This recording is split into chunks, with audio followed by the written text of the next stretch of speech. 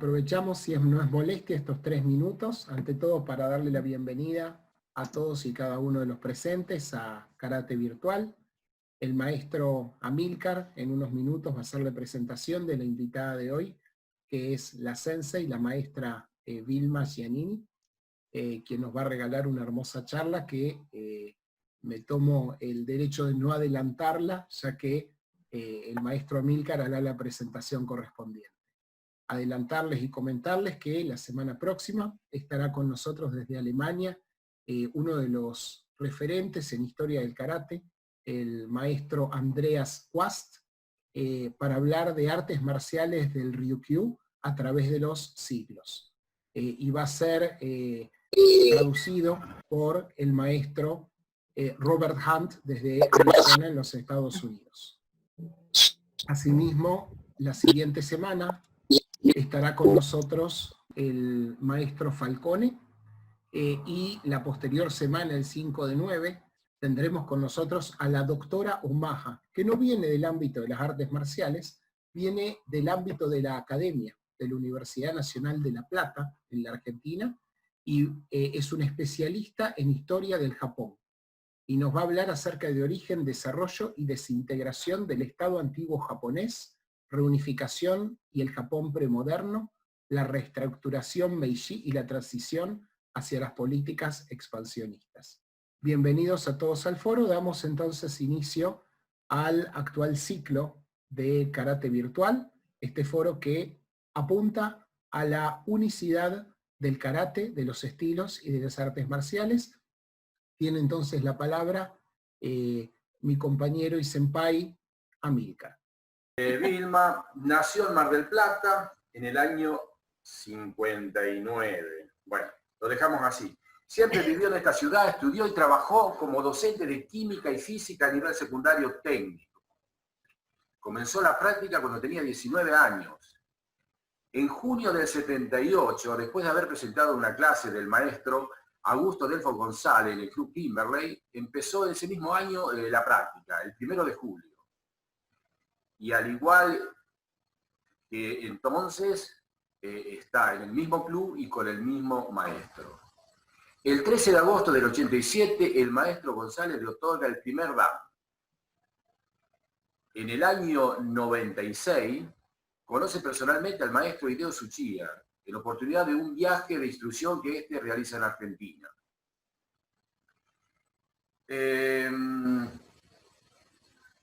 Esto es, en el año 99 realizó su primer viaje de instrucción de 3 semanas a Odawara con el maestro Augusto Delfo González, y durante todo ese periodo realizó prácticas intensivas en el dojo central Nippon Den-do Tsuchiya Ryu, de Shudokan, ¿no?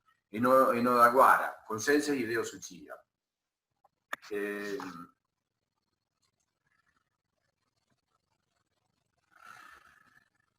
Durante el segundo viaje a Japón en el Augusto Delfo González y su senpai Gustavo Bornia, el maestro Hideo Tsuchiya le otorga el cargo de Shihandai, instructor principal de Nippon Den Karate Tsuchiya Ryu.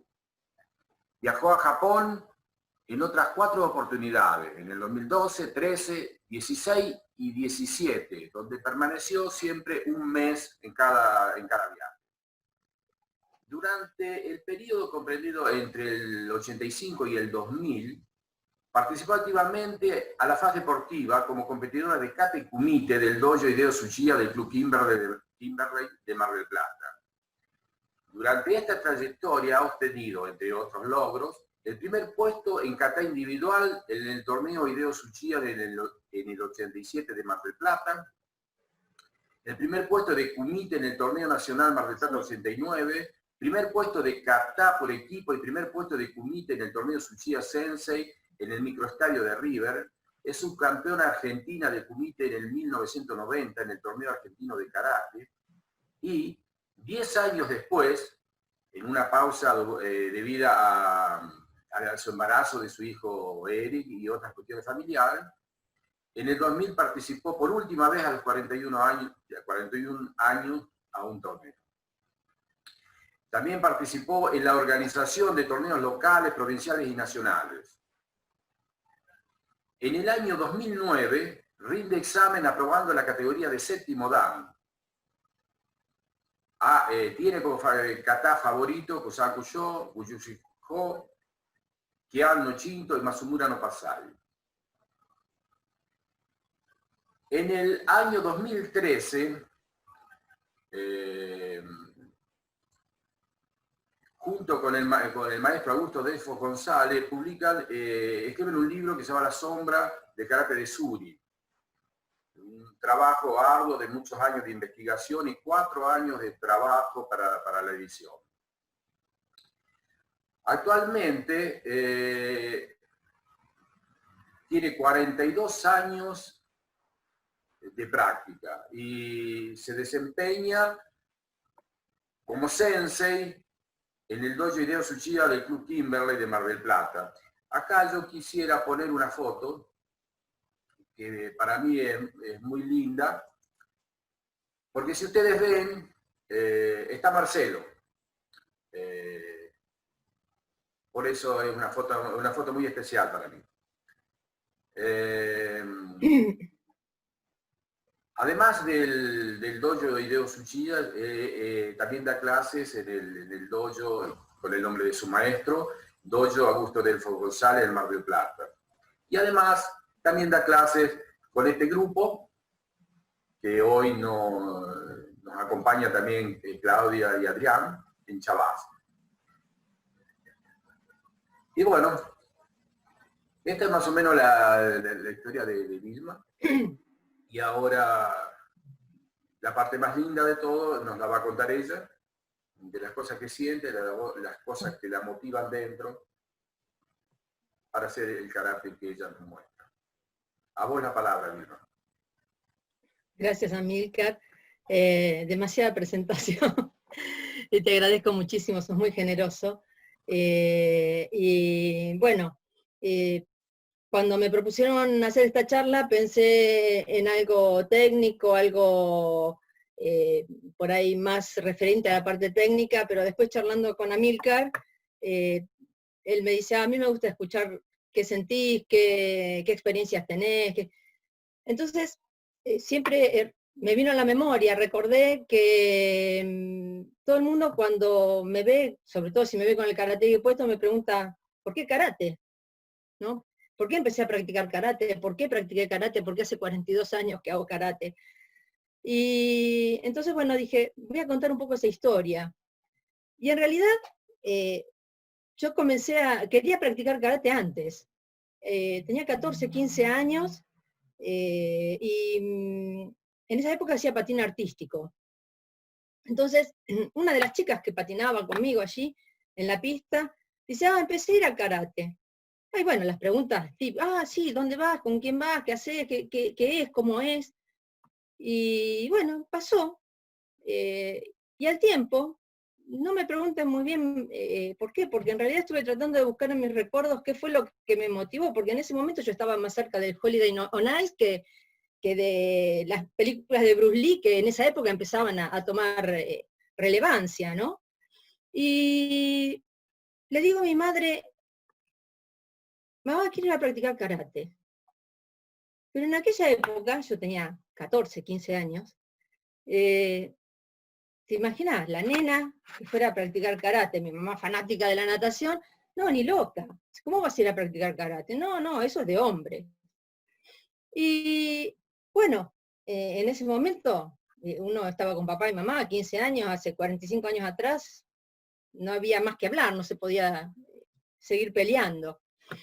Y entonces siguió, pasaron los años, y ya en la etapa preuniversitaria, practicaba, pasé por otros deportes, vóley, pelota al cesto, y estaba en el club haciendo natación en ese momento, y Gustavo Bornia, que es mi actual esposo, pero que en esa época recién nos conocíamos en el ingreso a la universidad, me dice, yo practico karate en el Kimberley. Entonces se me ocurrió, como comentó Amílcar, ir a ver una clase de karate. Y ya con 19 años, y con la rebeldía que en ese momento se nos admitía, ¿no? Porque eran otras épocas también, fui a hablar con mi mamá y le dije, bueno, mamá, ya tengo 19, me voy a practicar karate ahí mismo en el Club Kimberley. Y hoy por hoy, siempre le agradezco a mi mamá que no me dejó empezar a los 15 años, porque si hubiese empezado a practicar a los 15 años, estaría practicando en otra escuela y con otro maestro. Y entonces, y cuando digo escuela, después al final voy a hacer una referencia a esta parte de escuela y estilo. Pero bueno, agradecida a mi mamá, estoy muy, muy feliz del maestro que tengo, estoy muy feliz de la escuela a la cual pertenezco, y estoy muy feliz de practicar karate hace 42 años. Mi integración inicial al dojo, el dojo es como un gran pasillo que tiene una puerta, esa puerta está entreabierta. Y cuando uno llega y entra al dojo, está en uno el poder abrir esa puerta o que esa puerta se cierre. Y dar el primer paso, porque no es la única puerta. Y dar el primer paso hacia la práctica de karate, hacia el salón, ¿no? Esto, el otro día, el sensei Fabián García hacía una referencia de lo que son las energías, y creo que yo fui con tanta energía positiva, con tanta buena onda, que esa puerta no tardó mucho en abrirse. Realmente se abrió bastante fácil.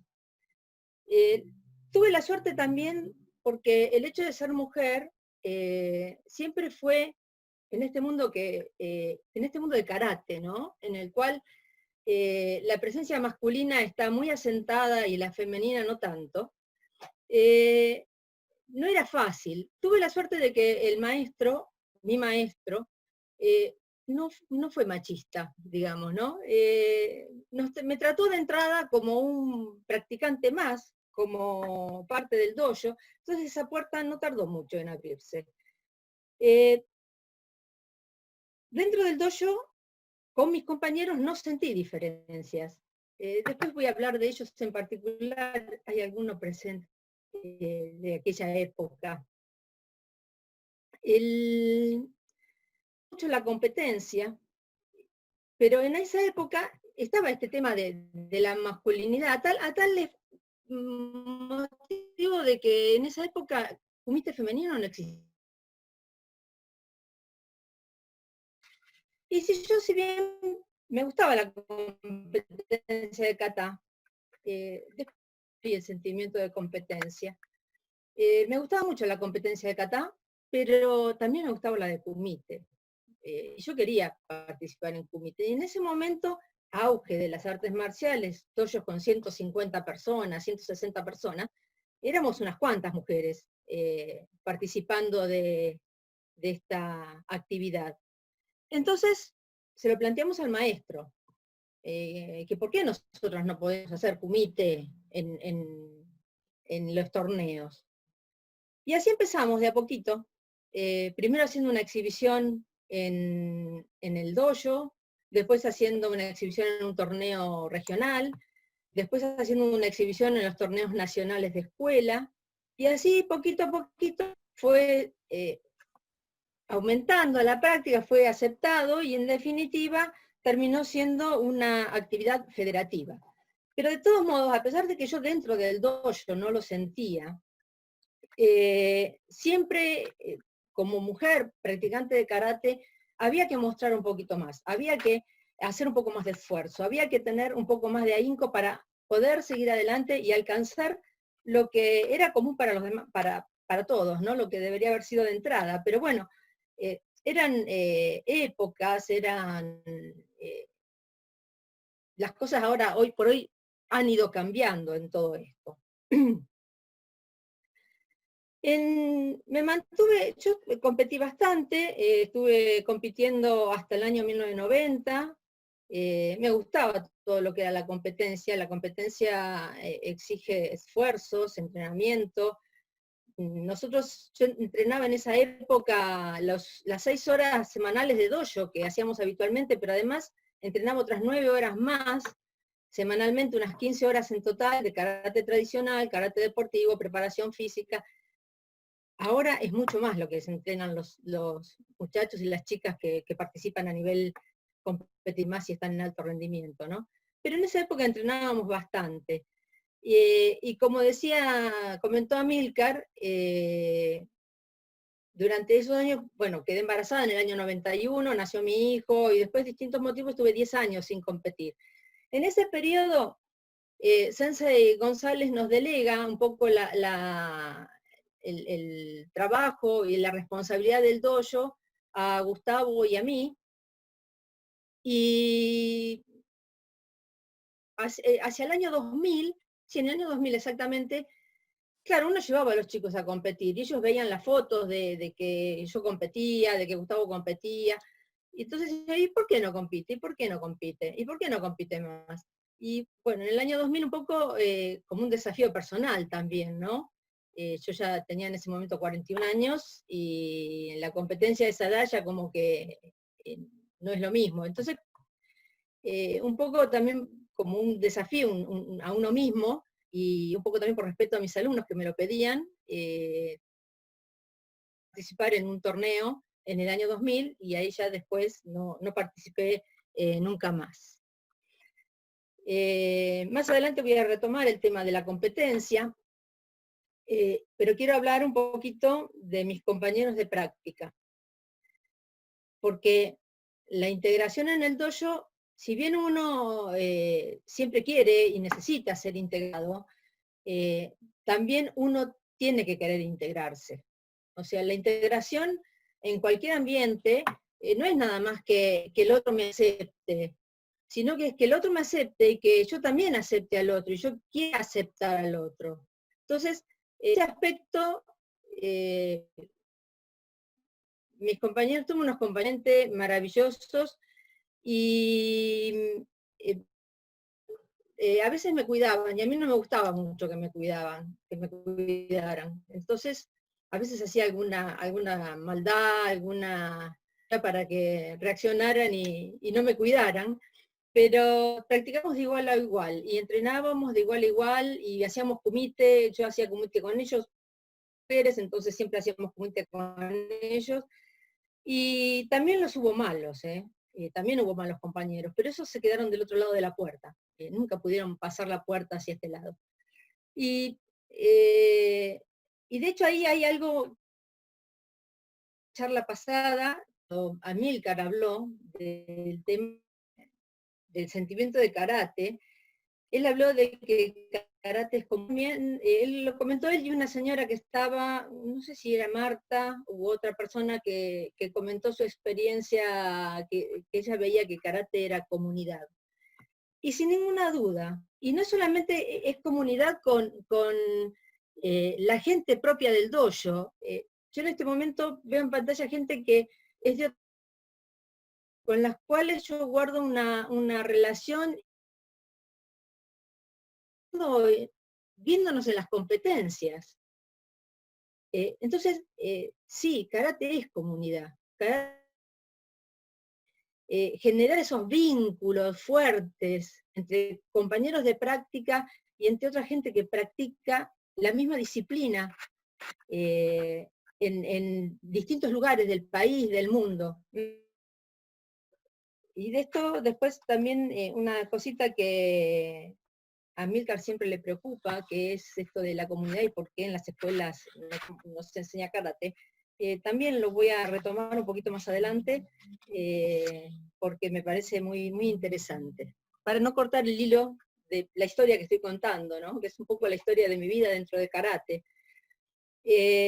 Pasaron los años, en 1991 tuve la primera oportunidad de hablar de la posibilidad de viajar a Japón. Estábamos entusiasmados, pero lamentablemente en ese momento, por razones económicas, no se pudo concretar el viaje. Recién 8 años después pudimos viaje, pero en el interín es cuando conozco a Tsuchiya Sensei y a su señora. Nosotros denominamos Hisako-san, la señora Hisako Tsuchiya. Ella fue también alumna de Toyama Kanken, y incluso figura en su libro, Hay fotos de ella haciendo el kata Piñan-Yodan en el libro Karate de Hokan de Toyama Kanken. A ellos los conocí en el año 96, oportunidad en que vinieron aquí a la Argentina. Mi primer viaje fue con una compañera de práctica y con el maestro. Había muchas ansiedades, cosas por conocer. Nosotros los occidentales tenemos muchos prejuicios con respecto a la sociedad orientales, y entonces uno iba con toda esa carga, ¿no? Y esperando cómo nos iban a recibir, quiénes iban a estar en el dojo. Bueno, Tsuchiya Sensei vive en Odawara, es una localidad 90 kilómetros al sur de Tokio, y el dojo está detrás de su casa, como si fuera nuestro quincho acá, ¿no? Detrás de la casa tiene el dojo, y donde nosotros habitualmente paramos, él lo cede muy, muy gentilmente, sin ningún tipo de cargo, para que nosotros podamos parar ahí cuando vamos a la gente que es del exterior y que va a Japón a practicar al Hanbu Dojo. Es como convivir en la casa de ellos, ¿no? Eso es porque estamos en un lugar donde desayunamos juntos, practicamos, almorzamos juntos, practicamos, cenamos juntos, y después seguimos practicando porque seguimos charlando de karate. Es convivir con ellos, lo cual tiene sus cosas muy buenas también.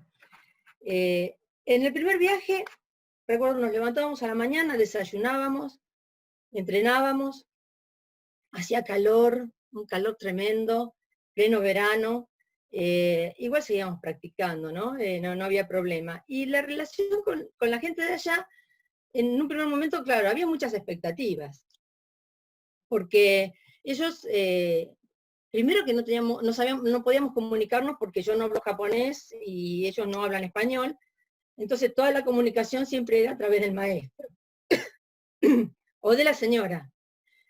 Teníamos la suerte, bueno, que el maestro habla español y que la señora, Hisako-san, traductora del español japonés, habla un exquisito español, entonces la verdad que nos hacía de mucha ayuda, le podíamos preguntar a ella muchas cosas, lo que no entendíamos, lo que no sabíamos. Y en un primer momento, bueno, nos presenta, pero después de las primeras presentaciones y de practicar un rato, ya realmente no había diferencias. Yo no noté diferencias.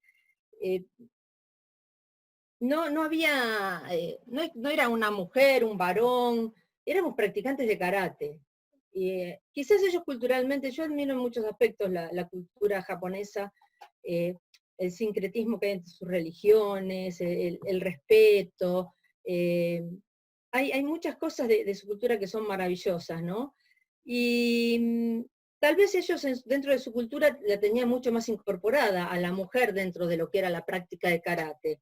De hecho, como les comenté anteriormente, Hisako-san practicaba karate con Toyama Kanken allá por el 50, por 1950. Entonces, supongo que ellos tenían mucho más incorporado, o simplemente porque son poco prejuiciosos al respecto. O sea, no prejuzgan, no tienen prejuicios, entonces pueden incorporar a la mujer a la práctica sin ningún tipo de problema.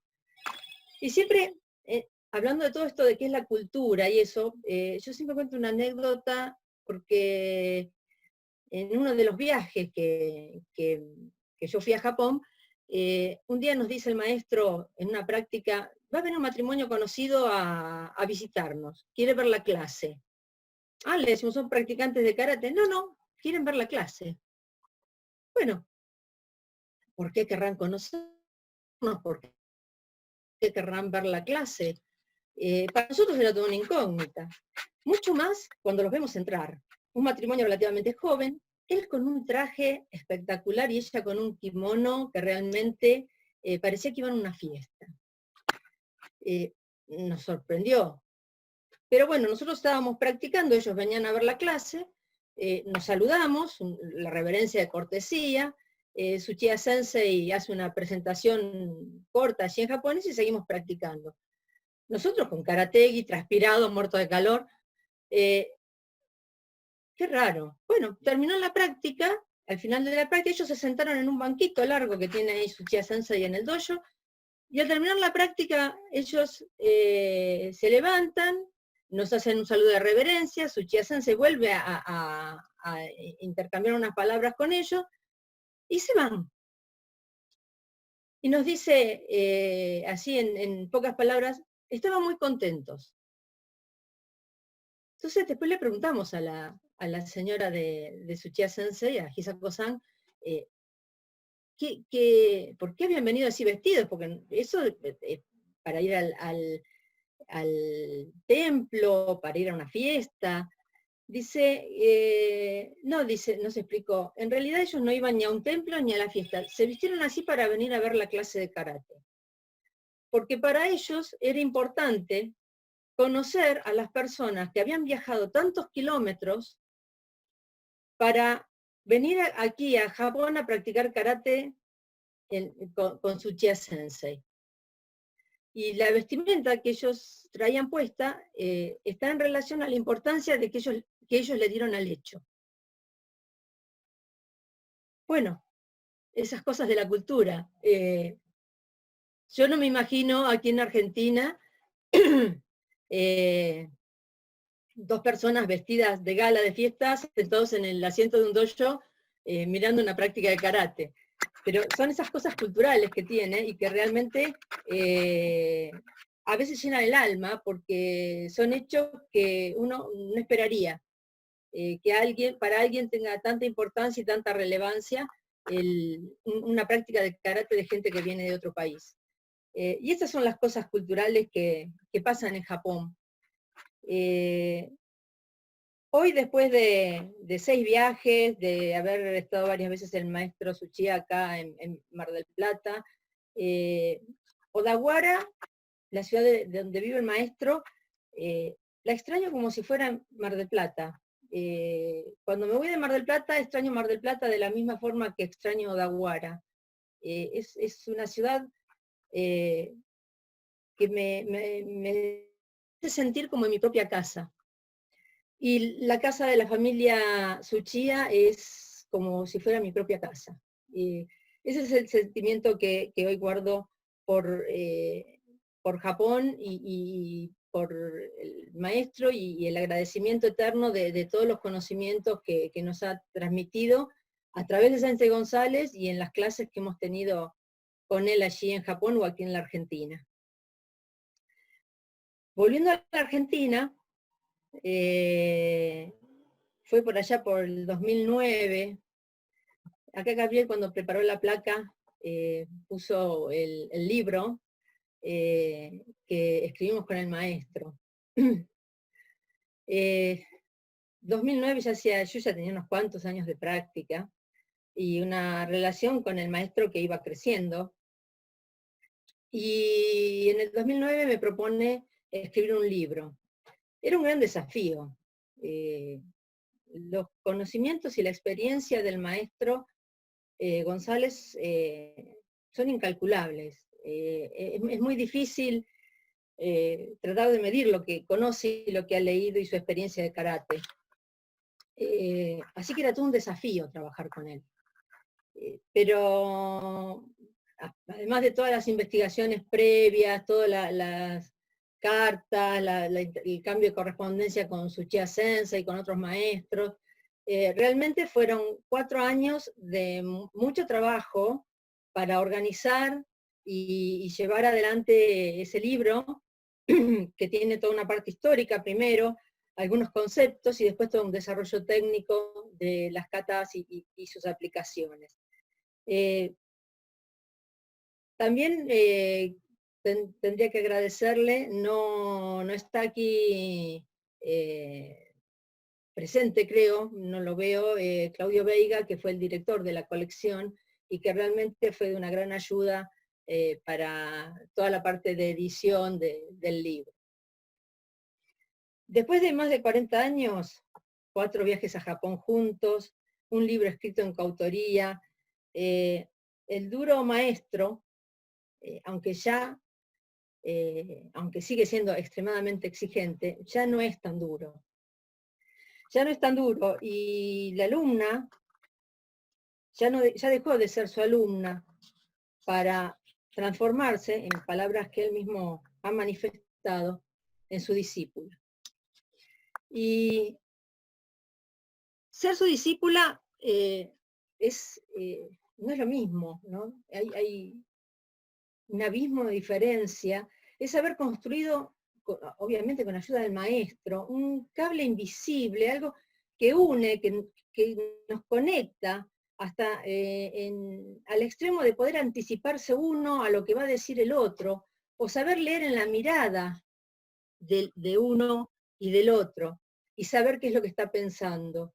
Es haber pasado la segunda puerta. Allí hay otra puerta de la que hablaba anteriormente, es haber construido el verdadero dojo, aquel que se construye entre el maestro y el discípulo, en lo más profundo del corazón. O sea, es algo mucho más profundo. Y recuerdo algunas palabras de un escrito de Kazuo Ishiguro, en un artista del mundo flotante, en el cual él habla de esta relación discípulo-alumno, en la cual a medida que pasa el tiempo, el maestro trata de desarrollar y de generar en su discípulo todos estos conocimientos, esta conexión. El discípulo en general es la persona que interpreta al maestro y trata de entregarle o hacer la interpretación hacia los alumnos de menor categoría y que no pueden entender al maestro. El maestro, por supuesto, fomenta esto y sabe que esto va a ocurrir. Y sabe que también el alumno, que el discípulo, en algún momento va a ser el que primero empieza a conocer sus deficiencias. Pero se siente orgulloso. Esto lo describe Kazuo Ishiguro, ¿no? Que el maestro se siente, se alegra de ese crecimiento, se alegra de eso, pero por otro lado, esto también genera muchos sentimientos encontrados. Pero que no es que sean malos, sino que eso genera a veces situaciones difíciles y momentos difíciles que uno tiene que saber y tiene que poder enfrentar y aclarar y desarrollar a través de este crecimiento. Normalmente después de estas etapas el alumno muchas veces puede o no cortar y seguir su camino, ¿no? Pero creo que esas situaciones son las mismas situaciones que se generan siempre que hay fuertes vínculos entre dos o más personas, ¿no? Si queremos, ¿cómo influyó karate en mi vida? Fabián García el otro día hablaba de los procesos de cambio que se generan en las personas y que a través del karate, que el karate o los instructores de karate tenían que acompañar en esos procesos de cambio.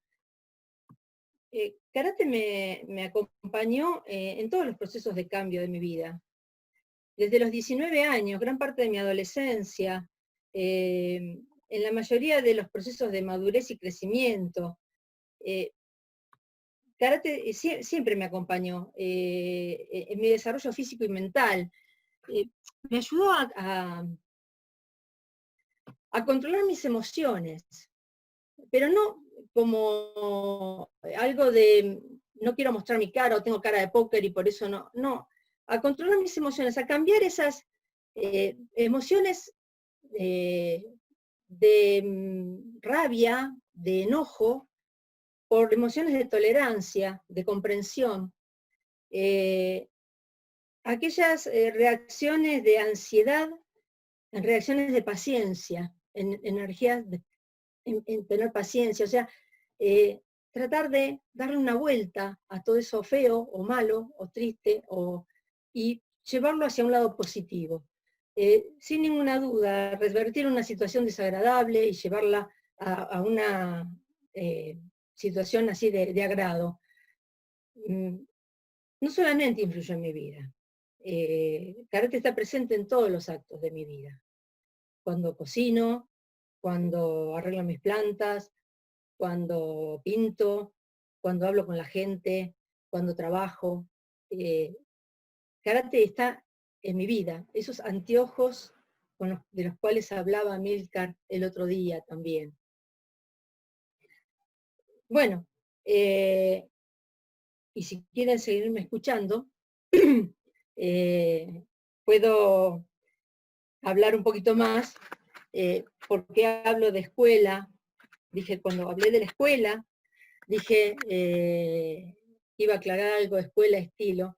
En realidad, estilo y escuela son dos términos que se confunden, se entrelazan bastantes según el arte en el cual estemos hablando. Nosotros normalmente cuando hablamos de estilo dentro del karate, hablamos de del lugar. Hablamos de Shorin y Shorei por los lugares de donde aparecieron estas líneas, y hablamos de Naha, Nahate, Yurite, Tomarite, también tomando como referencia el lugar de donde vienen estas líneas. Entonces primero me quiero referir un poquito a lo que es los orígenes del karate, ¿no? Ya desde Okinawa en adelante, no voy a ir más atrás hacia la parte de China e India, sino a partir del momento que el karate entra en Okinawa y avanza hacia Japón y se distribuye por todo el mundo, ¿no? La organización, la Asociación de Difusión del Karate de Okinawa, hizo todo un estudio sobre cuáles eran las distintas teorías del inicio del karate. La primera teoría dice que existía una previa, digamos, un arte previa que se llamaba Te, y que ese Te estaba en Okinawa y que después, influenciado por toda la parte china, se fue desarrollando. El tema es que el Te, muy poco se sabe de él, es todo a través de transmisión oral. Muchas de esas transmisiones orales son poco creíbles, y no hay referencias escritas al respecto. Incluso uno podría esperar que en la literatura, o sea, mucha gente dice un arte oculto, no se quería que se conociera, pero de todos modos, si eso estaba tan arraigado en la cultura de Okinawa, en otras versiones culturales, en la poesía, en la escritura, en los relatos, en algún lado tendría que haber aparecido alguna referencia al respecto. Sin embargo, no aparece. Entonces, siempre es muy dudosa la existencia o no del Te en aquel momento. Otra teoría dice que se origina en las guerras, cuando la gente no tenía armas y se prepara o se entrena para defenderse. Y por allí también yo tengo mis dudas. En general en las guerras participaban samuráis. El clan Satsuma en el 1600, cuando se ocurre la guerra con Okinawa, eran samuráis terriblemente entrenados, de unas escuelas de samurái de excelencia, y dominaban las armas, la katana, el tanto, con una precisión que difícilmente una persona con un palo o con las manos hubiese podido enfrentar esa situación. Es distinto por si hablamos de, bueno, una pelea en la calle o un ataque de un ladrón, pero en una guerra es poco probable, y más con la preparación que en ese momento tenían los samuráis, ¿no? Y la última teoría dice que el comercio en China empezó allá por el 1300, 1400. Esto del clan Satsuma fue en el 1600 más o menos, ¿no?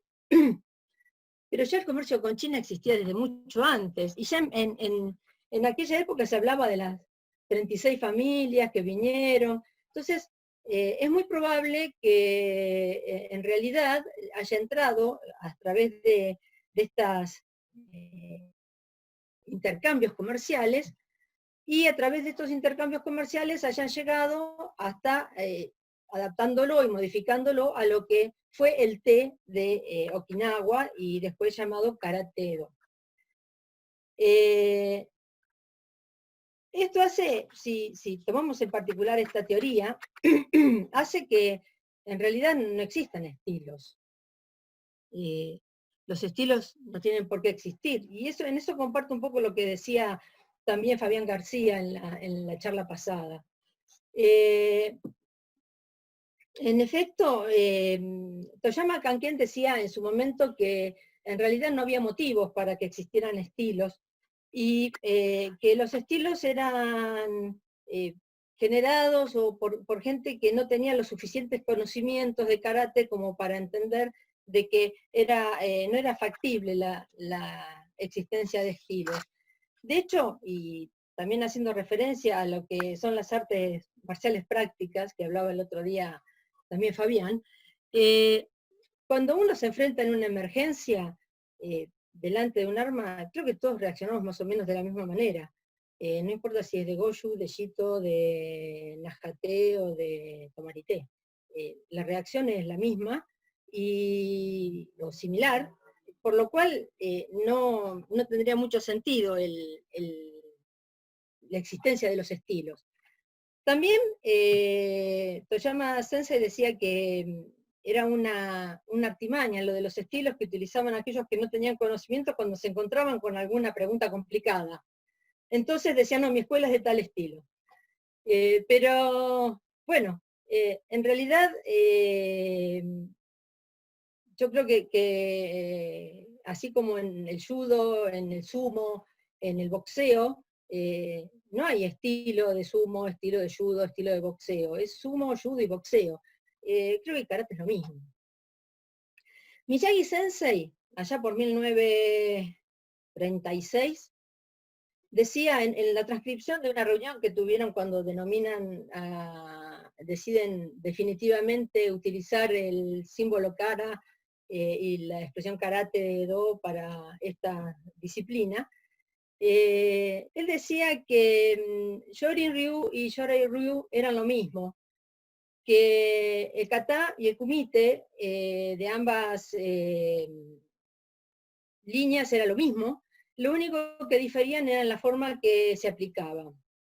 Que Shorin Ryu, digamos, era más desordenado, mezclaba la práctica de Kihon básico con la práctica de kata, mientras que Yorei era más ordenado, era más estructurado, y que esa era la forma en la que él había aprendido, pero que él consideraba que era lo mismo. De hecho, incluso la toma del kara, que se decide en esta reunión con los grandes maestros de Okinawa, ya Hanashiro Sensei en 1905 ya la utilizaba, esa denominación. Acerca de Yurite, Tomarite y Najate, que sería la otra parte de los estilos, digamos, que se toma, esa es una terminología que aparece recién en 1927.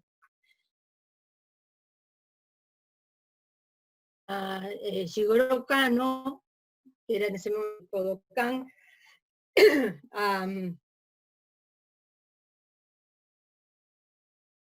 esto pasa por hablar demasiado. Cuando Shigoro Kano lo invita, participan los maestros de karate,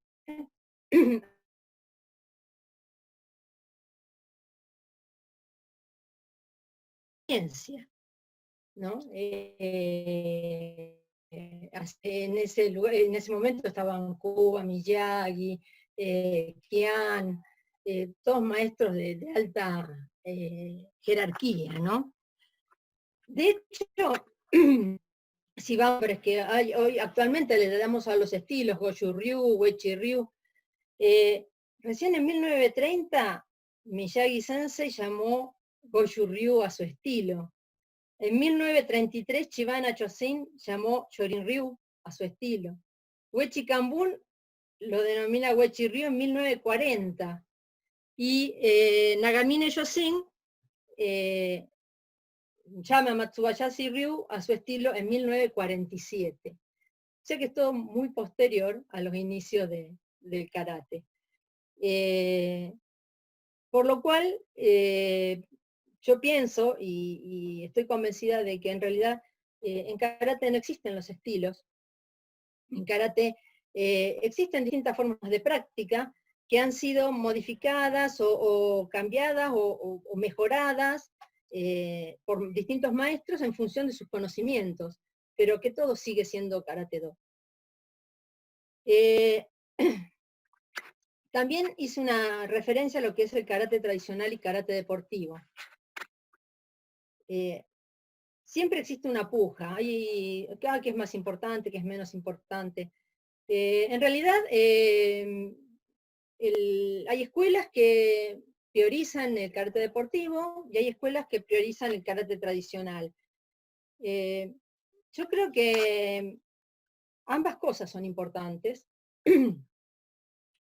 El karate tradicional, o sea, el karate deportivo tiene un alto desarrollo en este momento, sobre todo un alto desarrollo físico, pero es muy limitado en cuanto a la cantidad de técnicas. El karate tradicional es extremadamente rico en cuanto a sus técnicas, en cuanto a la aplicación de esas técnicas, en cuanto al desarrollo, que tiene que ver mucho también con los maestros, pero por ejemplo, yo digo, si un kata como Pasai Dai, su primer movimiento, tiene 7 aplicaciones directas, de las que yo conozco, debe haber, posiblemente pueda haber muchas más. De esas 7 directas hay 11 derivaciones, por lo cual tengo que hablar de un solo movimiento, de un kata como Pasai Dai, donde hay 18 variantes o genkas para la aplicación de una sola técnica. Vemos, no siempre se aplica una sola técnica, a veces se aplica un conjunto de técnicas, pero si vemos la cantidad de kata que hay, la cantidad de movimientos que tienen y la posibilidad de aplicación, realmente es infinita la cantidad de posibilidades que tiene. O sea, la riqueza del karate tradicional es muy grande. Mientras que en la parte deportiva, las técnicas que se utilizan en la parte deportiva y que se desarrollan son 10, alguna más, alguna menos, que son las que se pueden utilizar en el karate deportivo. Pero además de eso, el karate deportivo de karate no tiene contacto, o es a no contacto o a contacto leve. Por lo tanto, la posibilidad de aplicación en la realidad también dista, cosa que no ocurre cuando se hace Shukumite en el karate tradicional, que tiene aplicaciones de técnicas mucho más variadas y con un objetivo de defensa personal que es muy importante. O sea que en cuanto a las técnicas podemos decir que el karate deportivo es muy limitado. Pero lo que pasa es que el karate deportivo tiene otras cosas, enseña otras cosas. Yo creo que no se puede hablar de uno y otro. Ambos son un complemento, el deportivo y el tradicional. El karate deportivo tiene el aprendizaje de enfrentarse a lo desconocido, de que me evalúen personas que no conozco. Tiene ese aprender a manejar esa adrenalina que uno tiene ante el temor, ante el miedo, ante la inseguridad. Y eso es una gran enseñanza para el desarrollo del karate. El karate deportivo, cuando está dentro de un dojo y se practica y se va a competencia como grupo, liga mucho, afianza muchísimo el espíritu del grupo. Entonces, todas esas cosas son muy ricas. En la vida nosotros permanentemente estamos compitiendo en todos los aspectos de la vida, vivimos en un mundo competitivo. Entonces esto tiene que ayudarnos, tiene que ser una enseñanza para nosotros. El karate deportivo es participar en una, o sea, lo que yo entiendo por competir o participar en una competencia es medirse con otro, pero no para superar al otro, o sea, es medirse con otro para superarse uno mismo. Yo me mido con otro, el otro es mejor, es más técnico, es más veloz, y soy yo la que me tengo que superar a mí misma, no superar al otro. Entonces, en ese criterio, la competencia es positiva. O sea, es medirnos para saber dónde estamos y seguir creciendo. No pisarle la cabeza al otro. Entonces, yo creo que guiado por un buen instructor, el karate deportivo es muy positivo. Es muy positivo para la práctica de karate porque deja otras enseñanzas. El instructor es el responsable de que el alumno no se frustre ante la competencia, sino que utilice la competencia y el buen o mal resultado para beneficio propio, para seguir creciendo. Las medallas son un momento nada más. Después las colgamos, las guardamos en un cajón y nos olvidamos de que esas medallas existieron. ¿Y qué nos queda de eso? El aprendizaje de la competencia, no el haber ganado o perdido muchas veces. Para terminar, tengo tiempo, Gabriel, ¿no? De seguir hablando. Y sería interesante, en la medida que no tenga inconvenientes, Sensei Vilma, que vayamos haciendo un cierre, así damos lugar a preguntas que ya se han solicitado. Muchas gracias. Para finalizar rápidamente, algo para mi querido amigo Amílcar, que él siempre está preocupado por el tema de la enseñanza. En la Asociación de Promoción del Karate dice, dado que el karate se incorporó en el currículum escolar, porque ellos lo tienen incorporado, cabe preguntarse cuál es el propósito de enseñar karate a los niños. La prefectura de Okinawa considera la finalidad del karate a través de 3 puntos diferentes. El primer punto es entrenar karate como un deporte que permite desarrollar una buena condición física. El segundo punto es adquirir un sistema de defensa personal practicando el karate como arte marcial.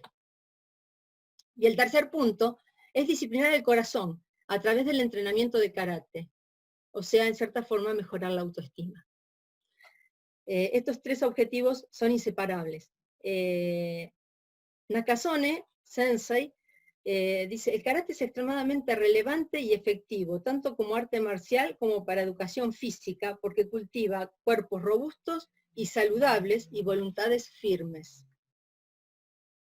También hace referencia a Yamaguchi a esto, pero a último momento ayer encontré algo en un libro, Más allá del dojo, Filosofía del Karate, de José Ricardo Díaz Caballero, que dice, a través del Karate-Do se agudizan los sentidos, hace al estudiante más organizado y disciplinado, eleva su autoestima, así como la capacidad de concentración y observación incrementa su cultura, introduciendo en el fascinante mundo de la historia, la filosofía, la ética y la sabiduría oriental.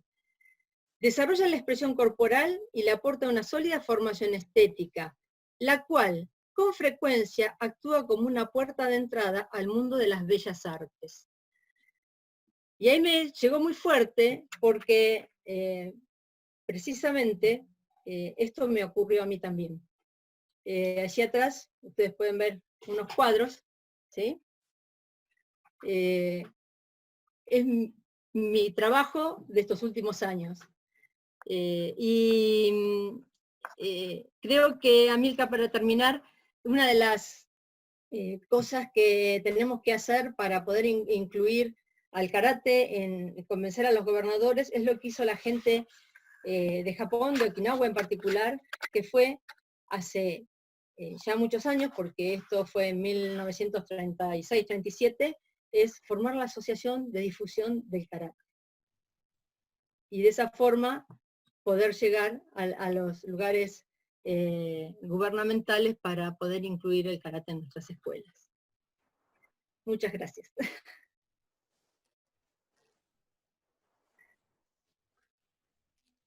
Bueno, Vilma, muchas gracias. Buenas tardes a todos. Yo soy Carlos Estéfano. Hola, Carlos. Nuevamente bienvenidos a todos. Tienen la opción de levantar la mano por este medio o bien de utilizar el chat. Acá hay un comentario, más que una pregunta, de José González Novelino. Dice: Vilma, has competido por última vez en Miramar en categoría senior de kata en una excelente presentación. Lo recordás en el año 2007. Sí, es verdad. Es verdad, José. Yo siempre rezongaba porque no había categorías seniors para competir. Y ese año José organizó en Miramar una competencia regional, y puso la categoría senior, y obviamente sí competí, es verdad. La verdad no lo había tenido presente, me acordé ahora cuando lo nombraste. Gracias por recordármelo. Bueno, muy bien. Marta Reskin quiere hacer una pregunta. ¿Qué tal, Marta? Sí, Buenas tardes. Hola. ¿cómo estás, Carlos? ¿Cómo estás? Un gusto verlos. Lamentablemente, Internet se porta mal y si pongo la cara, no puedo escuchar. Me encantó tu presentación, Vilma, muchas gracias. Yo te quería hacer una pregunta que está cerca de las inquietudes educativas que plantea Amílcar. A mí siempre me llamó la atención que tanto en karate como en otras artes marciales, las mujeres, tengo varias amigas que persistieron en la práctica, tienen también compañeros que lo hacen. Y eso a mí me llamó siempre la atención, de que otras mujeres que habían empezado y estaban entusiasmadas, que no tenían compañeros que tuvieran la misma disciplina, iban abandonando por distintas razones. En este sentido, yo me pregunto, ¿cómo se te ocurre a vos que desde el género motivarías la práctica del karate en el mundo femenino?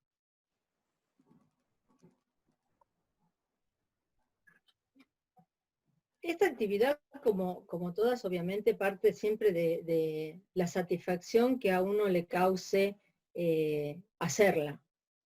Si uno se siente bien y cómodo haciéndolo, obviamente va a poder seguir adelante y va a poder desarrollarse. Mi forma de motivar a las mujeres es practicando yo y estando al frente, y que el resto de la gente vea que hay una mujer dando una clase de karate. Para mí es muy enriquecedor. En realidad hay mil formas de motivar. Cada persona recibe la motivación según las características de cada uno.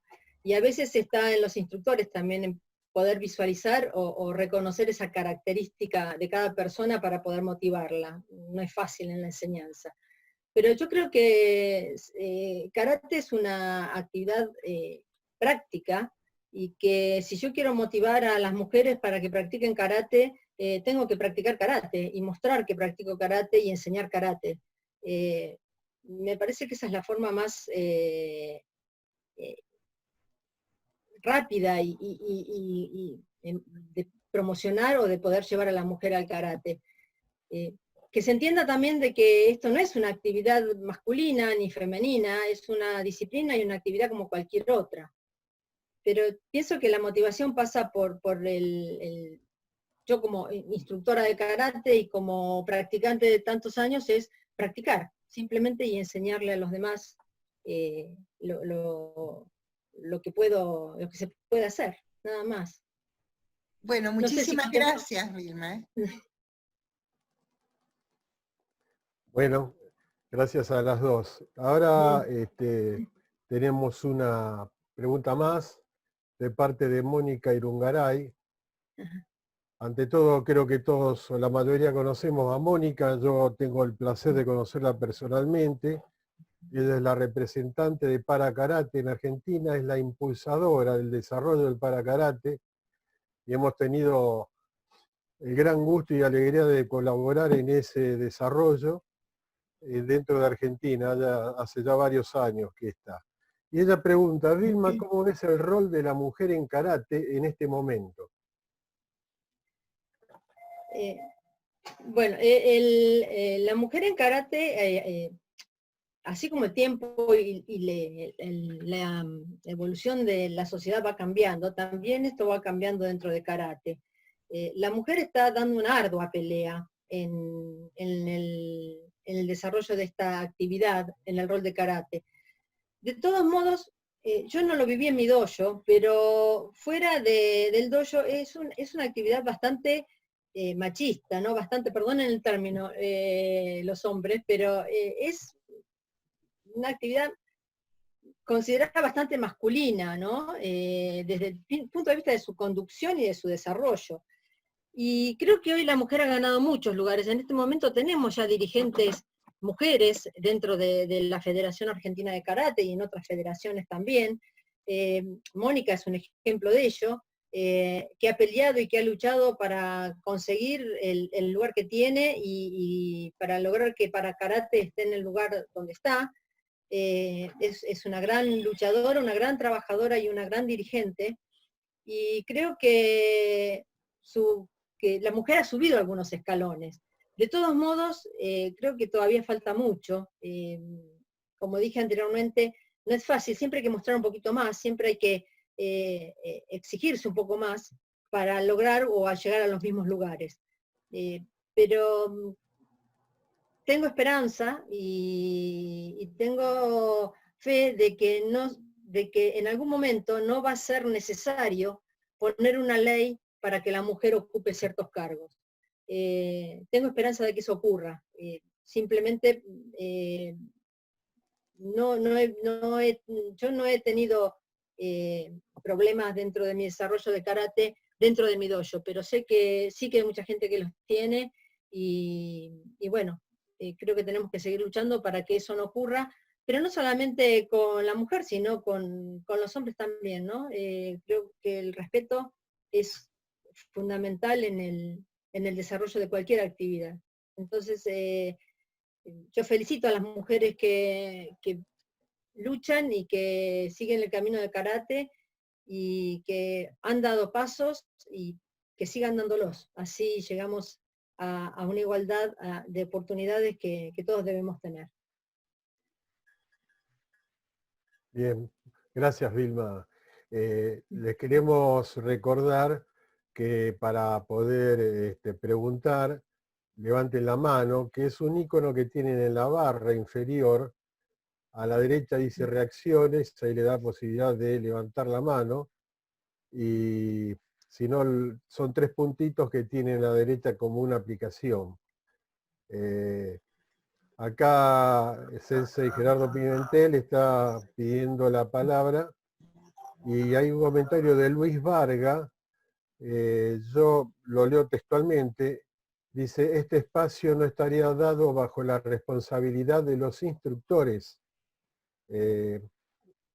No sé si Luis está con posibilidad de aclararlo activando su micrófono. Sí, sí, totalmente. Yo lo que veo, porque lo que vos estableces, Vilma, me parece bárbaro, pero muchas veces este tipo de lucha, muchas veces lo permiten los instructores. Por eso yo lo que brego, lo que creo, que este espacio lo tendrían, me parece como que lo tendrían que facilitar los instructores, eso voy, ¿sí? Dentro de la práctica. No sé si se me entiende. ¿Vos te me referís al espacio de la mujer en el dojo? Sí, sí, sí, por supuesto. Claro, por eso yo aclaraba que yo en mi caso particular, Sensei González nunca hizo diferencias y siempre nos trató a varones y a mujeres de la misma forma. Y por eso tal vez también yo tuve la posibilidad de desarrollarme como lo hice, pero que sí, es real, que en realidad ese espacio lo tiene que dar el instructor en el dojo. Lo que pasa es que hay muchos instructores que no lo dan. Por eso mismo lo digo, a eso es lo que me refiero. Claro, claro. Que quizás totalmente de acuerdo, sí. el instructor, y para eso están las formaciones también, las capacitaciones, en las cuales habría que hacer hincapié en eso también, ¿sí? Sí, sí, sí. Es muy importante la capacitación para eso, ¿sí? Sí, sí, sin ninguna duda, comparto totalmente. Bueno, muchas gracias. Muchas gracias. No, gracias a Pilar vos. Pimentel, por favor, tiene una pregunta y luego sigue Franco, que también levantó la mano. Sí, gracias, Carlos. Más que nada para reforzar la exposición de Vilma y de Mónica. Yo diría que es un proceso en donde esta sociedad un poquitito patriarcal estaba vinculado solamente el karate a nuestra ejercitación masculina, y donde venía una chica y realmente era, sinceramente lo digo desde mi juventud, desde mi adolescencia, cuando sentí mis primeros pasos. Mi mujer practicó karate antes que yo, y realmente tenía una visión totalmente diferente de mi experiencia a la que ella sufría. El tiempo me dio, le dio la razón a mi señora, y yo maduré con esa convicción, que fue la misma que estás ahora. Muchas actitudes de parte de las mujeres a la incorporación a muchas cadenas de organización, de dirección, dado por ejemplo lo que hace Mónica. Con Carlos nosotros nos vinculamos a través de los chicos con capacidad diferente, y realmente nos enorgulleció tomar de ella la experiencia, y no solo la experiencia, porque la experiencia puede ser relativamente a la cantidad de tiempo que haya tenido ella y con quienes, sino la amorosidad y el afecto con cual fuimos conducidos a aceptar sus directivas o sus recomendaciones más que directivas. Yo creo que todo esto ha sido un proceso en el cual nos va a llevar bastante tiempo, como decía recién el muchacho que habló, que también tiene mucho que ver también con cómo acepta el profesor que está indicando una regla dentro del dojo, hacia quién se la da, pero siempre tiene que estar vinculada desde una palabra donde antes los profesores de karate nos ir como la esencialidad de la práctica de karate, y que es el afecto. El afecto por el cual uno debe dar una técnica desde el alma, y el otro recibirla con el alma, digamos. Esa es la mejor vinculación desde el estímulo. Muchas veces lo que es solamente lingüístico, solamente queda en el oído y no toca el alma. Pero yo, como trabaja Mónica y con los chicos con capacidad diferente, te motiva mucho, y recibís mucho más de lo que incondicionalmente vos crees que das. Y yo por lo menos he recibido mucho más de ello que lo que pretendidamente quise dar, o que creí que daba. En el caso de mujeres me pasa lo mismo. Las chicas que hay en el dojo, o las señoras que hay en el dojo, nos enseñan mucho más en el feedback que tiene la docencia de karate. Por eso quería apoyar lo que decías, y lo que hace muchas mujeres en la práctica de karate y conduciendo chicos. Claudia también, a su manera, cuando leo sus propuestas en el Facebook, cómo trata a las compañeras que tiene en la práctica del Tai Chi, y realmente es amoroso de escuchar con sus palabras que acarician la imaginativa de la docencia de karate. Espero no haberlos aburrido con mi comentario. Acotando algo de lo que vos decís, haciendo un agregado, yo creo que por un lado está, como decía Luis Vargas, el hecho de que el instructor, sea hombre o mujer, quiere integrar a las personas al dojo, pero también la persona, yo creo que siempre es mutuo el tema, la persona también tiene que querer ser integrada. Creo que la cosa no es de un solo lado. La integración o el lograr tiene que estar por el lado de la persona que está a cargo, digamos, pero también tiene que estar por el lado de la otra persona. O sea, tiene que haber una coherencia en lo que se quiere. No puedo quedarme esperando de que las cosas me lleguen a mí porque sí, ¿no? Sino que tiene que haber una intencionalidad por ambos lados para que esa integración realmente sea sea real y duradera. Bueno, muy bien, muchas gracias, Vilma. Franco Recouso estaba pidiendo hablar y luego sigue Julián, que lo tenemos también presente. Adelante, Franco. Muchas gracias. Bueno, Sensei Vilma, antes que nada decirle que me encantó su charla y que tocó muchísimos temas y muy interesante su pensamiento en cada uno de ellos. Y no soy un entendido del tema, pero me gustan mucho los cuadros que tiene atrás, me gusta mucho cómo... Bueno, le quería preguntar, por ahí es un poquito difícil o personal la pregunta que le voy a hacer, pero me llama la atención o me intriga saber cómo sería un día ideal de entrenamiento para una persona como usted que tiene tanta experiencia y lleva tantos años de práctica. ¿Cómo sería, digamos, un día ideal de karate para usted? Puede destacar los aspectos que usted quiera, es decir, si la daría usted a la práctica, si estaría como alumna, con quiénes estaría, ¿no? O sea, no diga nombre si no quiere, o si quiere sí, pero en dónde sería, porque me tocó también mucho lo que dijo de que la ciudad de Japón a la cual va usted a entrenar, la siente como la ciudad que se crió y en donde entrena habitualmente, y bueno, eso más que nada es lo que le quería preguntar. Es un poco personal, pero bueno, puede destacar los aspectos que usted quiera. Muchas gracias.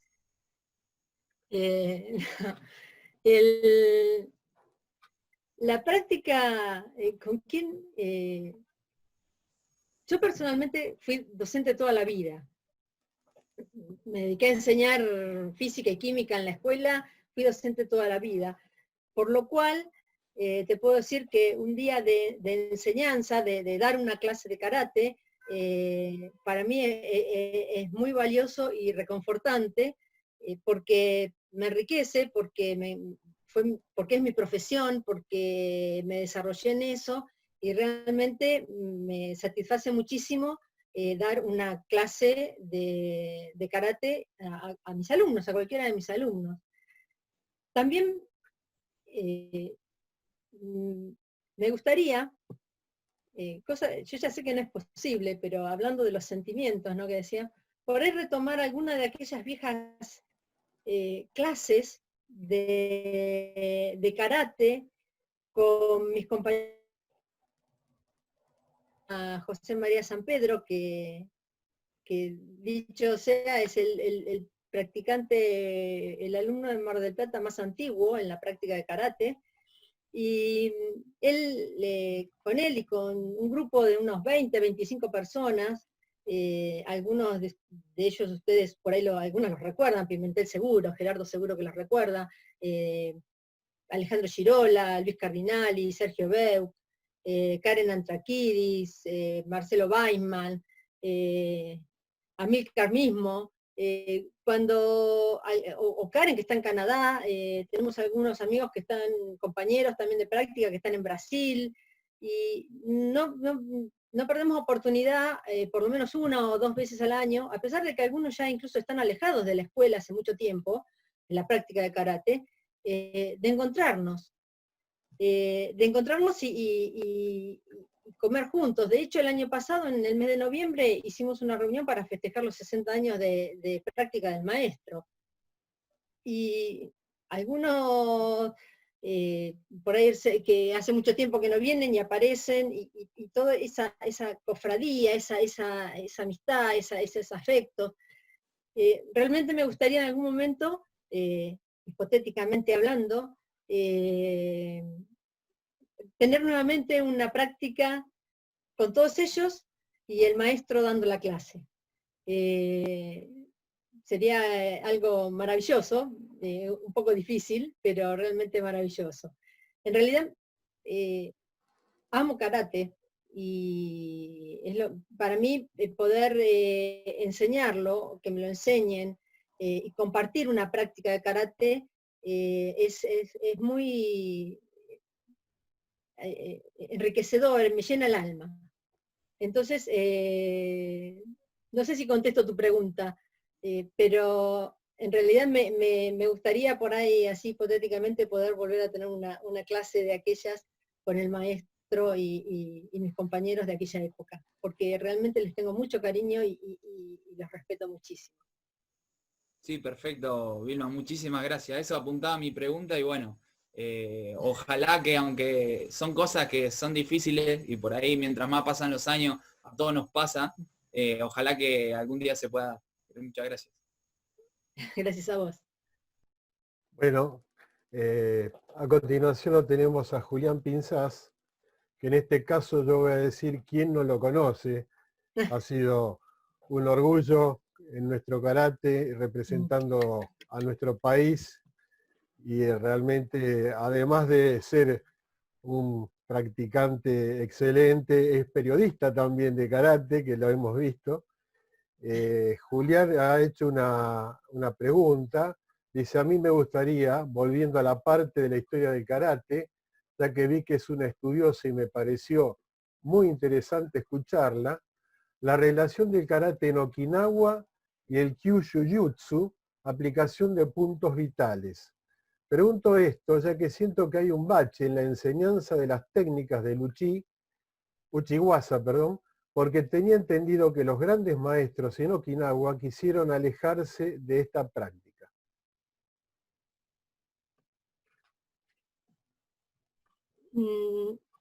La verdad que no podría, no sé, no tengo información si en realidad los maestros quisieron alejarse o no de esa práctica.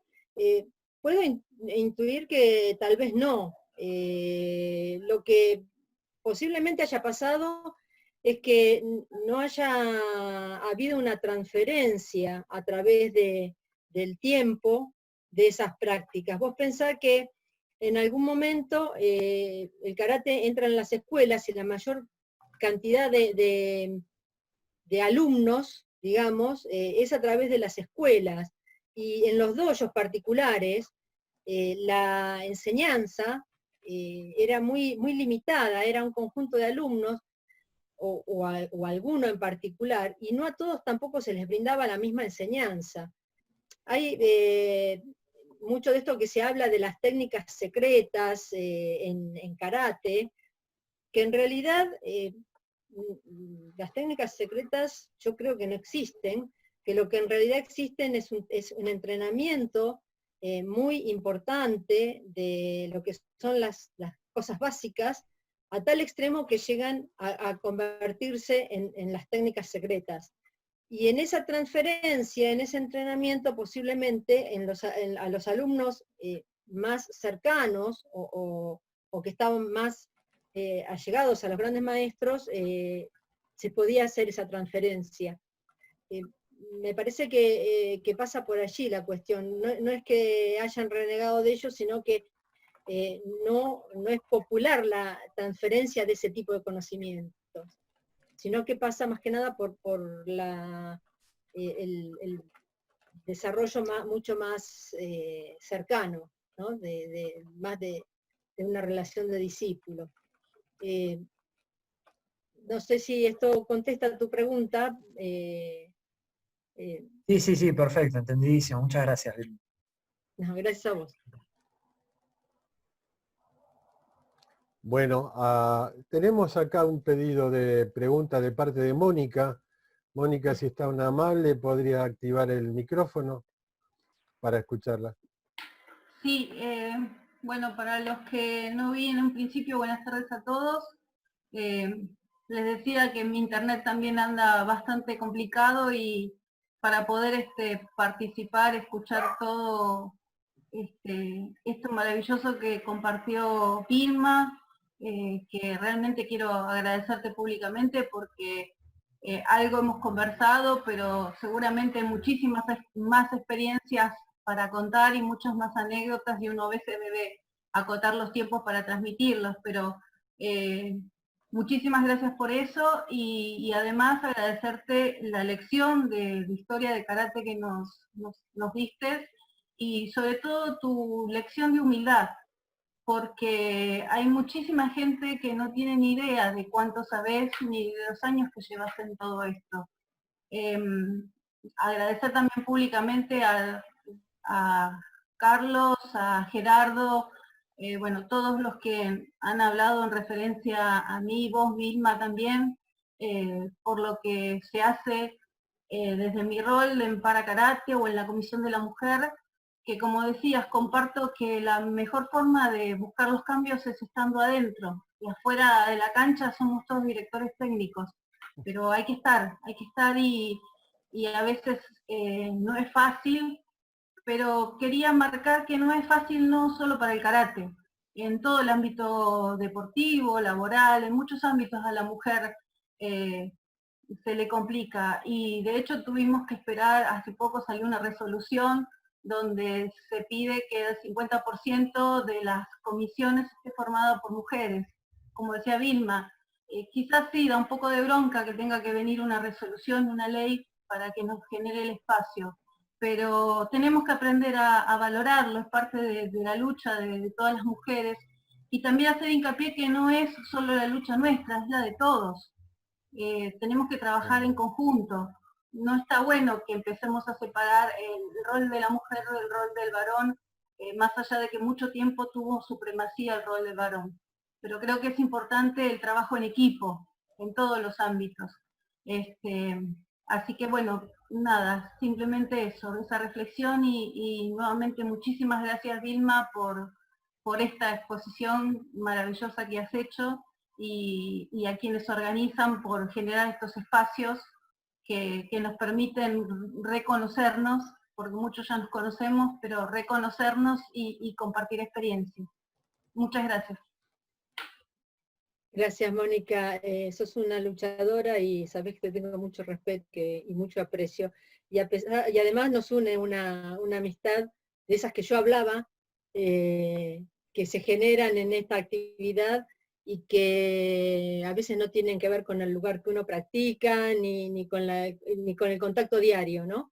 Y sin embargo, realmente tenemos una amistad que valoro mucho. Voy a agregar algo más a lo que acaba de comentar Mónica. Dice Marta Riskin que la resolución de la cual ella habla es la 34/2020 y fue publicada en el Boletín Oficial de la República Argentina. José González Novelino hace acá un comentario y una pregunta. Dice que lamentablemente muchas veces cuando un alumno entra por primera vez a un dojo, por prejuicio espera ver a un sensei varón. Creo que el cambio se dará naturalmente cuando más mujeres se dediquen a la enseñanza y la sociedad cambie sus prejuicios. La pregunta es, ¿cómo ve la reacción de los alumnos antes de ver tu práctica? Para Vilma es la pregunta. Primero le llama la atención, porque sí, es una mujer frente a un dojo. Yo igual comparto con Gustavo Bornia, mi esposo, el dojo, pero lo primero que le llama la atención es que sea una mujer. Pero en realidad yo, después de que empezamos a practicar, yo creo que el sistema, el primer método de comunicación que tenemos los que hacemos karate es la técnica. Algo así como lo que dijo Amílcar, recuerdo en su charla, que cuando fue a Italia y no hablaba, y no tenía, estaba ahí, y ¿con qué se comunicó? Con karate, con la técnica, con la acción.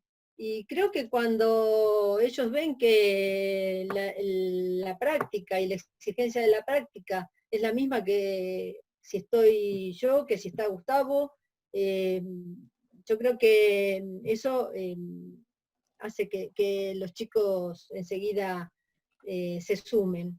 La verdad que no he tenido experiencias malas al respecto, siempre he tenido muchas gratificaciones con los chicos trabajando, varones o mujeres. Creo que el punto de conexión es la práctica, el mostrar.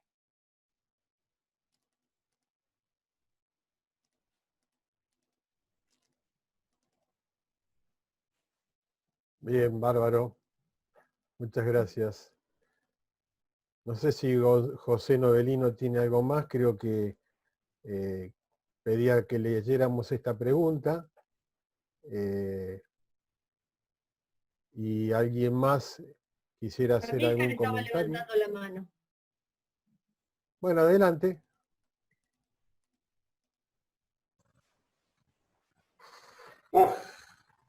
Hermosa la charla, Vilma, muy lindo.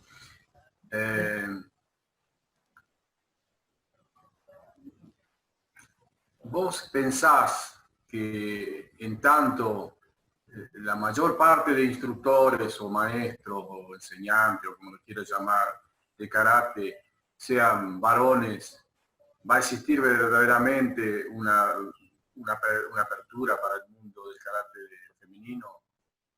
Porque me da cierta impresión que como que uno, cuando hablábamos en la charla que hice yo con Gerardo preguntó sobre la evaluación. ¿Cómo se sentía un chico cuando le venía dado una nota por lo que sabía o por lo que supuestamente sabía, ¿no? La evaluación siempre la da el que pregunta. Y si cuando preguntan son todos hombres, ¿vos crees que se puede llegar a una situación de justicia, de paridad, ¿no? entre mujer y hombre, mientras que la mayor parte de los instructores seamos hombres?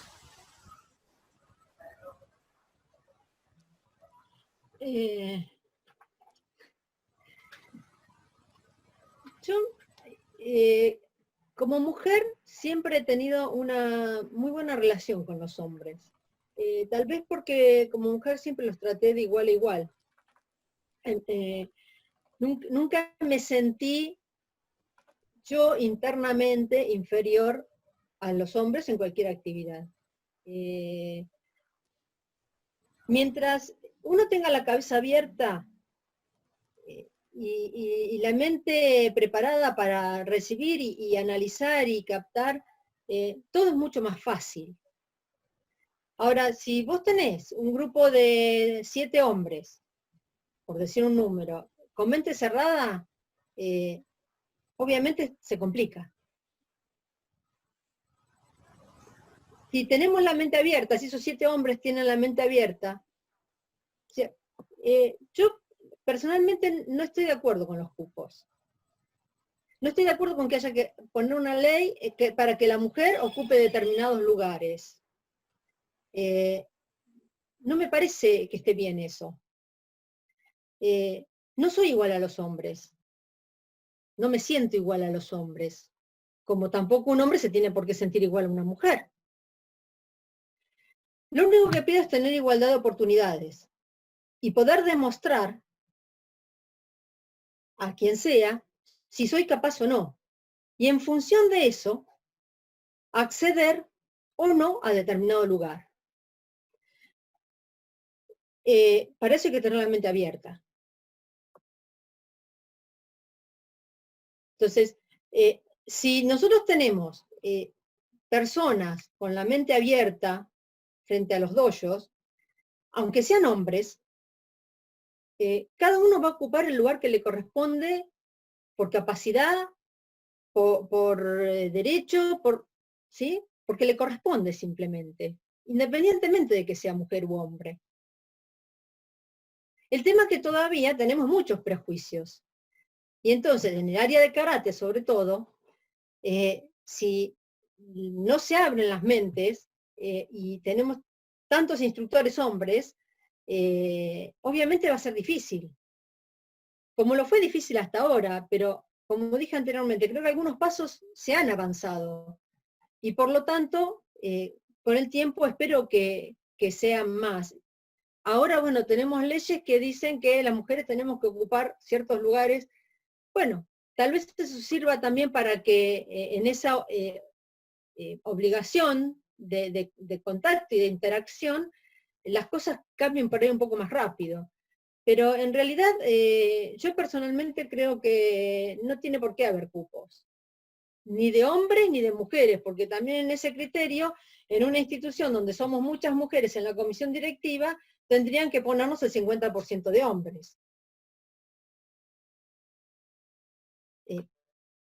Por eso lo veo un trabajo lento, porque, bueno, el patriarcado no es difícil de llevar adelante, de romper, pero creo que lo más importante sería tener la cabeza lo suficientemente abierta como para entender que una persona capaz no importa si es hombre o mujer, es capaz y puede estar en determinado lugar. Perdón, Vilma, y quiero agregar a esto que vos decís, que es totalmente importante y comparto, lo mismo para las personas con discapacidad. Que no se les claro, por supuesto. siendo capaces. Primero ya directamente se los juzga por la discapacidad y pueden tranquilamente ocupar cargos directivos. Sí, sin ninguna duda, no. Hice referencia a la mujer y al hombre porque la pregunta venía por ese lado, pero no. Cuando hablo de capacidad de las personas, sea hombre o mujer, con o sin discapacidad, es exactamente lo mismo. La persona capaz es capaz y tiene que ocupar el lugar que le corresponde. Independientemente de esas... No sé si respondí a Milcar tu pregunta. Sí, perfectamente. Justamente por eso lo decía. Yo vivo acá en Italia, que es un país que se está demostrando muy racista.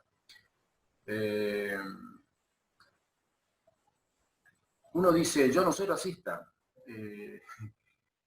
pero después hace cosas y dice cosas de racista. Yo no soy machista, pero después haces cosas y decís cosas de machista. Yo no soy homófobo, sin embargo, muchas veces te comportás de homófobo.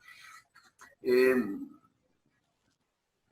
una vez es un problema mío, pero yo veo que mucha gente cae en estas cosas, pero no creo que sea con maldad, es porque es como que seguimos el movimiento, como seguimos una manera que, sin pensar, ¿no?, de hacer las cosas, y nos comportamos de manera horrible. Y bueno, yo quisiera mejorar, por eso pregunto, para tener más elementos, para meter la pata lo menos posible, ¿no? Pero la respuesta está contestada perfectamente. A veces, naturalmente, tenemos reacciones que por ahí no son las que quisiéramos tener, sino que las tenemos porque la sociedad y los usos y costumbres nos llevan a tenerlas.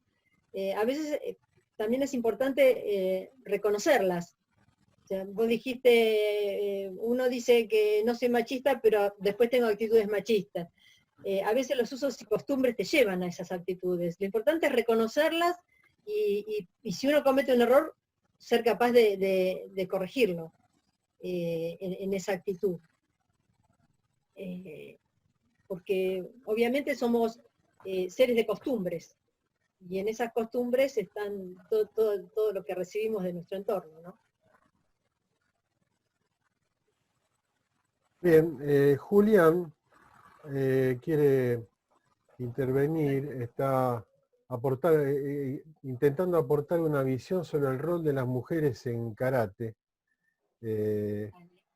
Entiendo que es un aporte de parte de él. Te escuchamos, Julián. Sí, exactamente. Sí. Me atrevo a hacer esto, bueno, porque la dinámica de la charla, digamos, que así lo permite y me interesó mucho. Antes que nada agradecerte, Vilma, por la charla, muy interesante en todos los aspectos, el debate.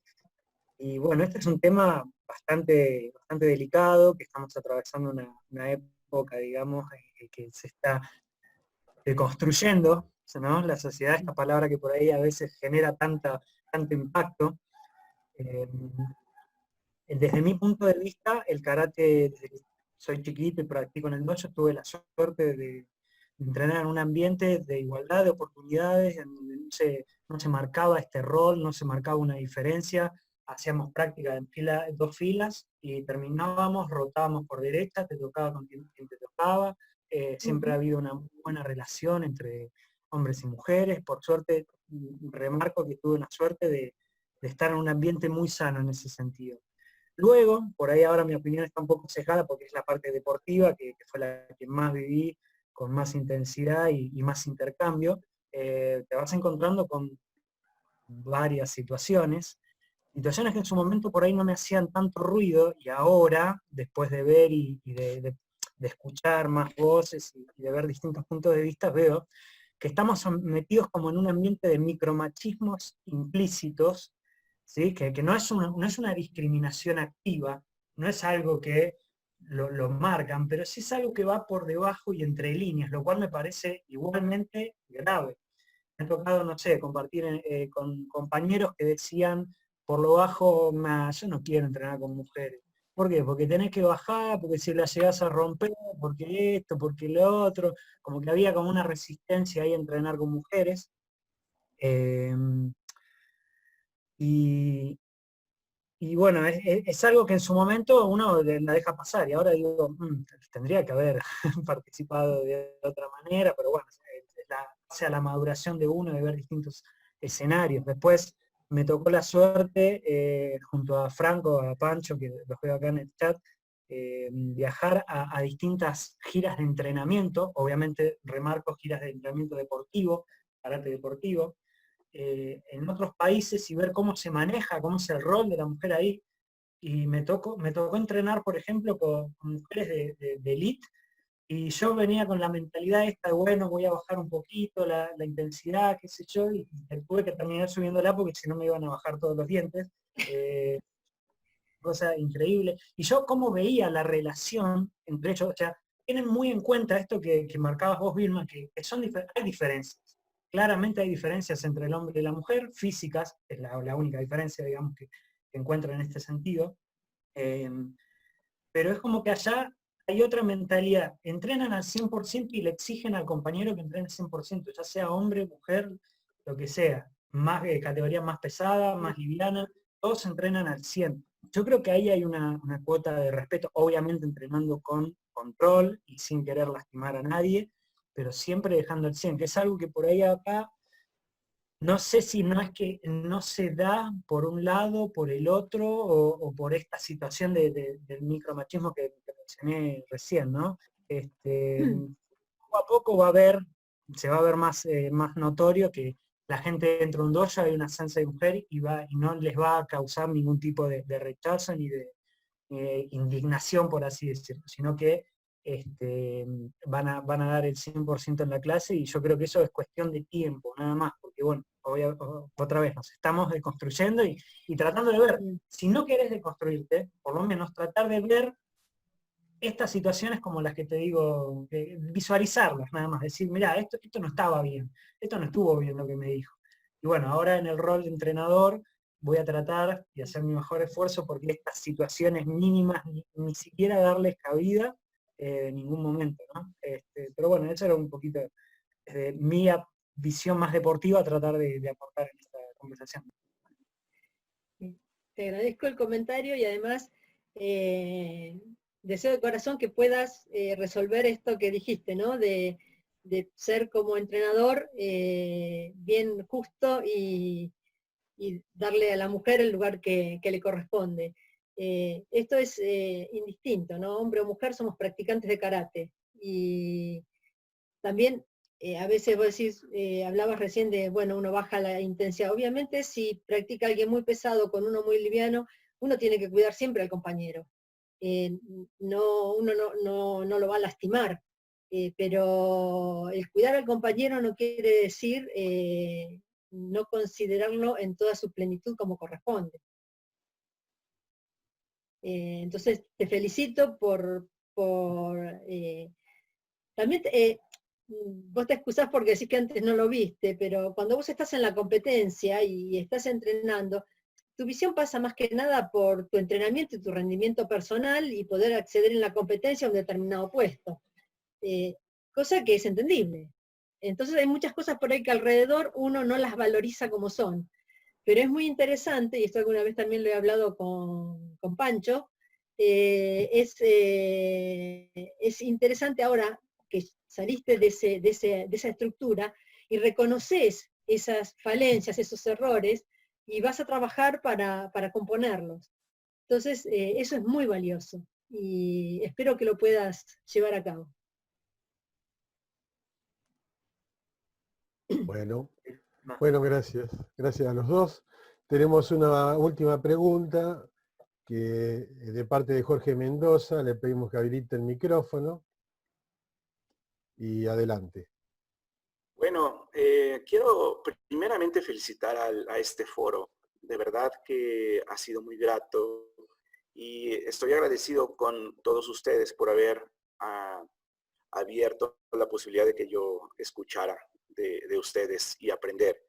Particularmente de Vilma Sensei. Muchas gracias por compartir tu conocimiento y hacernos sentir que el karate en realidad rompe fronteras, el karate rompe esquemas, rompe muchas cosas que limitan al conocimiento. Entonces, gracias porque has permitido el que yo pueda escucharte y aprender de ti.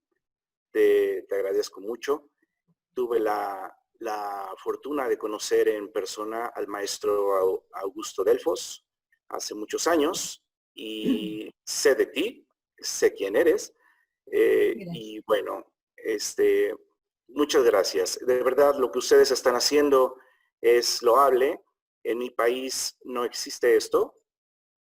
Sería muy bueno hacer un foro así y poder platicar como veo que ustedes lo hacen con tanto respeto. Y bueno, los felicito nuevamente a todos y gracias por la invitación. Felicidades, Vilma. Gracias, Jorge, muchas gracias. Muchas gracias, Jorge, por su reconocimiento. Esto no es un invento argentino, esto es algo que sale del corazón y nos mancomuna el sentimiento por el karate.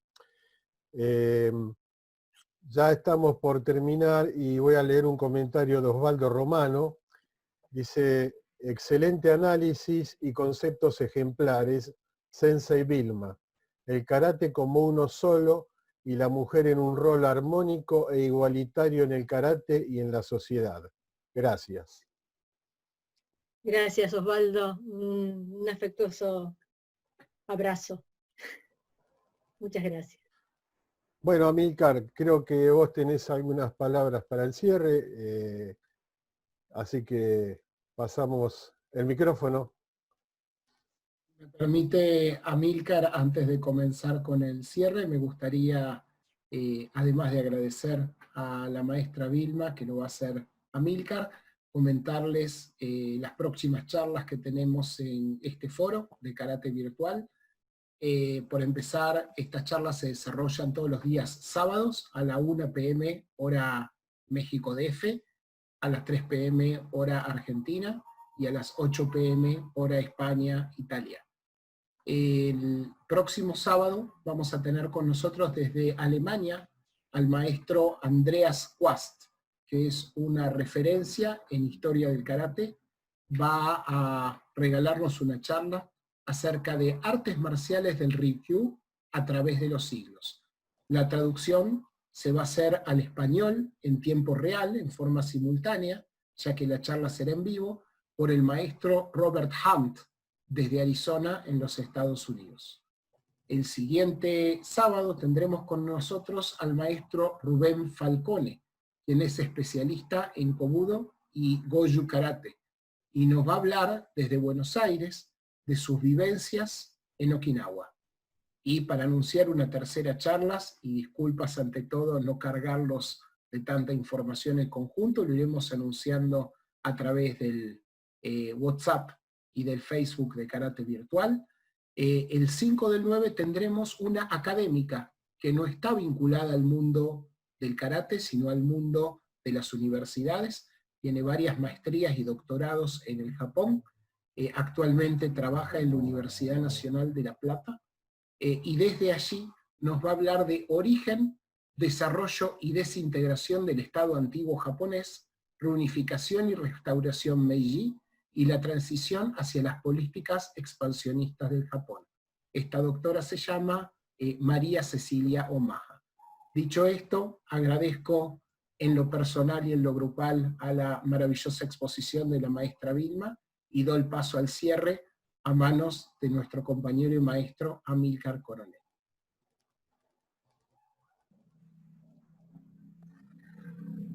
Bueno, me tocó ser el malo de la historia, de taparle la boca a todos. Gracias, Vilma, estuviste genial. No sé, no encuentro muchas palabras para decirte. Tan genial. No, vos fijate que no es que te estoy adulando para que después me invites a comer. Si vos te fijaste lo que dijo Julián, ¿no? Lo que dijo Franco, que yo por la cara que tiene son los más jóvenes acá. Y si gente así joven, vos llegaste a tocarle el corazón, ¿no? Es una cosa fantástica, es una cosa fantástica. Bueno, yo no sé qué palabra usar, me parece más difícil que una ecuación del Irak. Encontrar palabras para cerrar, ¿no? Te quiero agradecer de corazón. Y bueno, yo quisiera que vos estés en todas las reuniones que hagamos y que participes activamente, que con una pregunta, con una aclaración o con cualquier cosa, nos ayudes a hacer un poquito mejor. No mucho, un poquito. Y bueno, le paso la palabra a Gabriel y gracias, un abrazo. Gracias, gracias a todos, gracias por invitarme, gracias por darme esta posibilidad. Realmente estoy muy agradecida, me encanta participar de las reuniones, salvo caso de fuerza mayor, voy a estar en todas porque realmente el intercambio es maravilloso. Les agradezco muchísimo por darme esta oportunidad. Un aplauso para la maestra Vilma, por favor. Muy bien. ¡Bravo! Grande Vilma, bravo. Felicitaciones, Sensei Vilma. Muchas gracias. Gracias a todos.